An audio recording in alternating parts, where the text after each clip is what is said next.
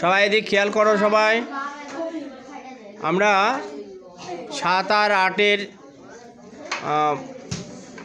শিকনটা শিখে নিই। আমাদের চতুর্থ অধ্যায়ের 7 নম্বর শ্লোক সবাই মন দিয়ে বলবে। ইয়দা ইয়দা হি ধর্মস্য গ্লানির্ভবতি ভারত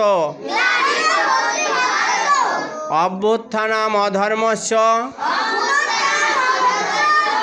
তদাত্মানাম সৃজাম্যহম পরিত্রাণায় সাধূনাম বিনাশায় চ দুষ্কৃতাম ধর্ম সংস্থাপনার্থায় সম্ভাবামি যুগে যুগে।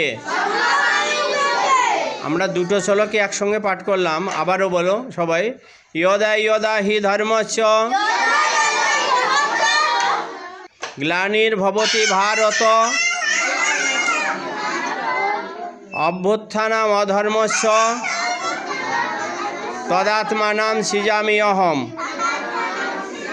পরিত্রাণায় সাধূনাম বিনাশায় চ দুষ্কৃতাম ধর্ম সংস্থাপনার্থায় সম্ভাবামি যুগে যুগে। ইয়দা ইয়দা হি ধর্মস্য গ্লানির্ভবতি ভারত অভ্যুত্থানাম অধর্মস্য তদাত্মানাম সৃজাম্যহম পরিত্রাণায় সাধূনাম বিনাশায় চ দুষ্কৃতাম ধর্ম সংস্থাপনার্থায় সম্ভাবামি যুগে যুগে। যখনই যখনই ধর্মের গ্লানি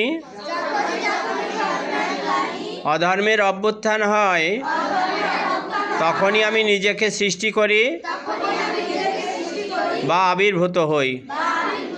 সাধুদের পরিত্রাণ, দুষ্টদিগের বিনাশ এবং ধর্ম স্থাপনের জন্য আমি যুগে যুগে অবতীর্ণ হই।